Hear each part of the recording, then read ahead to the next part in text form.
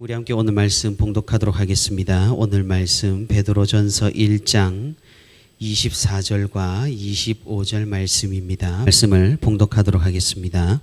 그러므로 모든 육체는 풀과 같고 그 모든 영광은 풀의 꽃과 같으니 풀은 마르고 꽃은 떨어지되 오직 주의 말씀은 세세토록 있도다 하였으니 너희에게 전한 복음이 곧 이 말씀이니라. 아멘. 네, 오늘도 이렇게 주님과 동행하기 위해 새벽기도의 자리에 나온 우리 모든 성도 여러분 진심으로 환영하고 또 축복합니다. 오늘도 우리 함께 말씀 듣는 가운데 또 기도하는 가운데 하나님의 크신 은혜와 위로가 풍성히 있기를 주님의 이름으로 소망합니다. 사도 베드로는 고난을 당하는 초대교회 신자들에게 우리가 가진 이 복음의 소망이 얼마나 큰 가치를 가지고 있는지, 포기할 수 없는 영원한 가치가 있음을 분명하게 알리고 있습니다. 복음 때문에 고난을 당하는 시대에는 복음의 가치는 한없이 작아집니다. 지금 시대가 그러하죠. 적어도 한국에서 복음의 가치는 너무나도 저평가가 되어 있는 것 같습니다. 누가 교회를 새로이 다니고 싶어 하고 누가 교회 공동체에 들어오려고 합니까? 정말 새로운 사람들이 얼마나 등록을 하는지 불과 2, 3년 전 통계만 들여다봐도 차이가 확연하게 나는 것이 우리 교회의 현실입니다. 젊은 세대와 다음 세대는 더 이상 이 교회에서 희망을 찾지를 못합니다. 이번 여름에 예음교회와 우리 교회 초등부가 연합으로 성경학교를 가졌었습니다. 그때 새로 온 친구들까지 대략 한 40여 명 정도가 모여서 성경학교를 굉장히 알차게 보냈습니다. 제가 얘기를 들어보니 예음교회에서도 이번 공동의회에 찬성이 많이 나온 이유가 연합 성경학교의 결과가 너무나도 좋아서 많은 사람들이 그것에 고무되었기 때문이랍니다. 그런데 그제 담임 목사님과 이런저런 이야기를 하면서 굉장히 안타까운 소식을 접하게 되었습니다. 안양에는 그래도 많은 성도들이 모이는 교회가 여럿이 있습니다. 우리 교단에 고신교회가 여럿 있습니다. 그래서 살펴보니 우리만 연합으로 성경학교를 지낸 것이 아니라 안양에서도 또 부산에서도 여러 교회들이 이렇게 연합하여서 성경학교나 수련회를 많이 진행을 했었다고 합니다. 그런데 이제 안양에 있는 큰 교회 두 교회가 초등부가 연합을 해서 성경학교를 진행했는데 그 초등부 학생들의 참여 숫자가 46명이라고 말을 하더랍니다. 이름을 말하면 누구나 알만한 그런 교회인데도 두 교회가 합쳐서 46명이 모였다고 하니 정말로 큰 충격이었습니다. 그만큼 젊은 세대와 다음 세대가 교회를 빠르게 이탈하고 있다는 것을 느낄 수가 있었습니다. 왜 교회를 이탈할까요? 그것은 복음에 대해서 더 이상 가치를 느끼지 못하기 때문입니다. 사실 누구의 잘못이라고 꼬집어 말하기는 힘듭니다. 기존 교회의 타락이 문제라면 문제겠고 또 젊은 세대의 가치관과 세계관의 변화 또한 큰 변수입니다. 한 가지 중요한 사실은 복음의 가치는 태초부터 변한 적이 없다라는 것이죠. 하지만 받아들이는 우리가 이 복음의 가치를 다르게 받아들이는 것이 문제라는 겁니다. 복음은 정말로 큰 가치를 가지고 있습니다. 우리는 이 복음의 가치를 잘 느끼지 못하고 잘 생각하지를 못합니다. 왜냐하면 흔히 유튜브를 틀게 되면 아무 데서나 설교를 들을 수가 있고 아무 교회나 가면 환영해주고 또 복음을 접할 수가 있기 때문입니다. 흔하다고 해서 가치가 없는 것이 아닌데 이 세상은 희소성에 많은 가치를 부여하기 때문에 이 복음이, 흔해 빠진 이 복음이 가치가 없어 보이는 것입니다. 그럼 우리가 돌이켜 생각해 볼 수 있는 것은, 만약 이 복음이 지금 시대에 정말로 접하기가 힘들고 또 이 복음을 접하는 사람들은 이 세상을 기쁨과 소망으로 다르게 살아간다라는 그런 소문들이 있다라면, 과연 이 복음의 가치를 이 세상 사람들은 어떻게 느끼게 될까요? 희소성이란 것에 많은 사람들이 많은 재물을 걸고 물질을 겁니다. 왜 강남의 집값이 그렇게 비쌀까요? 결국 희소성입니다. 왜 다이아몬드가 가치가 있을까요? 결국에는 희소성입니다. 제한되어 있는 물건과 물질에 많은 사람들이 몰리면 가격이 높아지는 법이니까 말입니다. 그럼 이 복음이 굉장히 우리가 접하기에 희소했더라면 사람들은 과연 이 복음에 열광을 했을까요? 그럼 사람들이 제발로 교회를 찾아오기 때문에 우리는 좋게 되는 걸까요? 하지만 하나님께서는 이 복음을 희소하게 만들지 않으셨습니다. 누구나 접할 수 있게 이 복음을 이 세상에 만연하게 흐트러 놓으셨다라는 겁니다. 그럼에도 희소하지 않은데도, 누구나 접할 수 있는데도 이 복음이 가치가 있는 이유는 그러면 무엇일까요? 우리는 이전에 베드로가 말했던 것처럼 구약 시대로 눈길을 돌려보면 이 복음에 대한 생각이 달라질 수 있게 됩니다. 구약 시대 때는 이 복음이라는 것은 정말로 알 수가 없었던 그런 시대입니다. 복음이라는 것은 율법과 그리스도인데, 율법은 하나님께서 주신 것으로 구약시대 성도들도 알 수가 있었지만 그리스도에 대한 정보가 정말로 희박하던 때가 바로 구약시대입니다.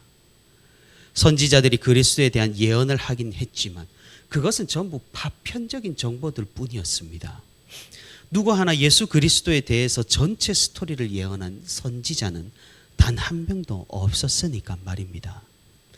그러니 사람들은 그리스도를 갈망했고 그 예언의 말씀을 사모했고 그리스도를 희망했고 고대했고 기대를 했던 것입니다. 그때 복음의 가치는 어떠했을까요? 알기를 원했으나 알 수가 없었으니 그 복음의 가치는 어마어마했습니다. 그래서 사도 베드로가 말하기를 천사도 알기를 원하는 것이, 우리가 그렇게 선망하던 구약의 선지자들도 그렇게 알기를 원하고 갈망했던 것이 바로 이 복음이라고 말을 하는 것입니다. 우리는 기억해야 합니다. 우리가 얼마나 축복받은 존재인지를 말입니다. 왜냐하면 우리는 그리스도에 대한 지식을 가지고 있기 때문입니다. 예수님이 누구신지, 어떤 분이신지, 우리를 위해 무엇을 하셨는지 역사 가운데 우리는 그것을 목격한 사람들입니다. 그래서 복음을 들을 수 있고 우리는 복음을 느낄 수가 있다라는 거죠.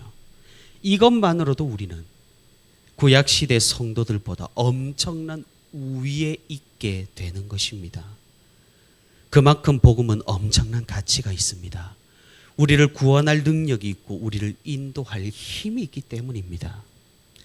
하지만 이것을, 이 복음을 희소하지 않다고 폄하해버린다면 그것이 얼마나 어리석은 일이겠습니까? 지금 당장 이 복음이 중요해 보이지 않는다고 눈에 보이는 세상의 것과 바꾼다면 그것도 얼마나 어리석은 일이겠습니까? 그러니 우리는 이 복음의 가치가 어떠한지를 반드시 깨달아야 한다라는 사실입니다. 오늘 본문에서 사도 베드로는 이 복음의 가치를 드높이고 있습니다. 지금 초대교회 신자들이 가진 이 복음이, 너희들이 소유한 이 복음이 얼마나 가치가 있는 것인지, 세상의 것들과는 다르게 한시적이거나 일시적이지 않고 하나님 안에서 영원한 것임을 알려주고 있다라는 겁니다. 그리고 이런 베드로의 말씀은 오늘날 우리에게까지 이어집니다.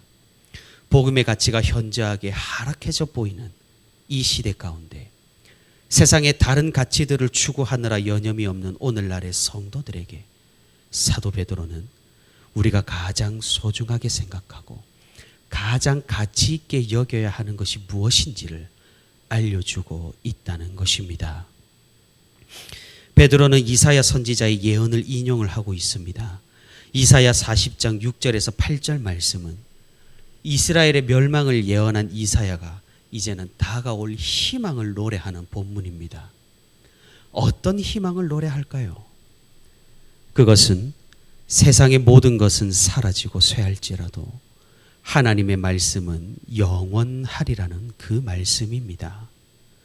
오늘 베드로도 그 이사야의 예언을 가져와서 이 세상의 헛됨과 무익함을 이야기하고 있습니다. 오늘 본문 24절에 모든 육체라는 것은 인간이라는 존재 전부를 의미합니다. 그리고 그 다음에 나오는 그 모든 영광이라는 것은 이 땅에서 인간이 성취한 모든 영광을 의미합니다. 다시 말해 아무리 위대한 존재라 할지라도 모든 존재는 풀과 같이 마르고 우리가 이룩한 어떠한 성취라 할지라도 꽃과 같이 떨어져 버릴 것이라는 겁니다. 오직 하나 영원한 것이 있는데 그것은 바로 하나님의 말씀입니다. 그 말씀은 우리에게 전해진 이 복음입니다. 그러니 이 복음은 이 세상에서 가장 큰 가치를 지닌 위대한 선물입니다.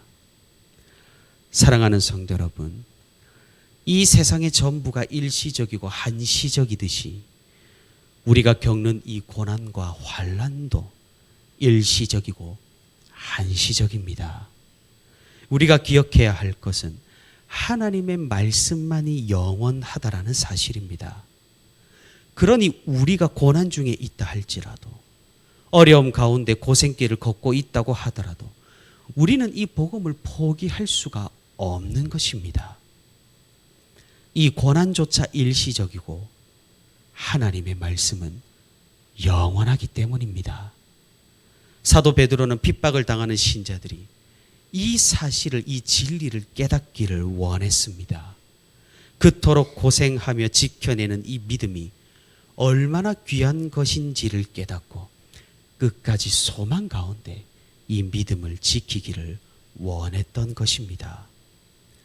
그 당시 환난을 당했던 신자들은 이런 의문이 분명히 들 것입니다.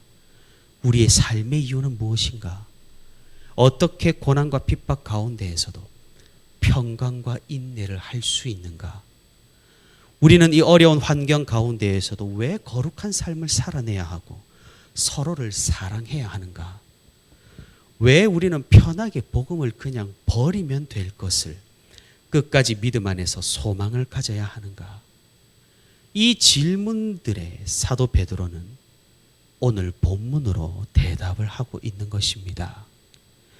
영원한 것을 위해 일시적인 것을 포기하는 행동은 어리석은 행동이 아니라 지혜로운 행동이라고 말입니다. 영원한 복음이라는 가치를 지키는 것은 가장 현명한 생각이라고 말입니다. 사랑하는 성도 여러분, 이 시대 가운데에서도 우리가 무엇이 가장 가치 있는 것임을, 어떤 행동이 가장 지혜롭고 현명한 행동임을 깨달을 수 있기를 바랍니다. 풀은 마르고 꽃은 시들겠지만 하나님의 말씀은 영원합니다. 이 고백이, 이 믿음이, 이 신앙이 우리의 삶 가운데에서 영원히 흘러 넘칠 수 있기를 바랍니다. 오늘도 영원한 가치와 영원한 소망과 영원한 생명을 부여잡고 주님과 동행하며 믿음으로 이 세상에 승리하며 살아가는 저와 우리 부천시민교회 모든 성도가 되기를 주님의 이름으로 소망합니다.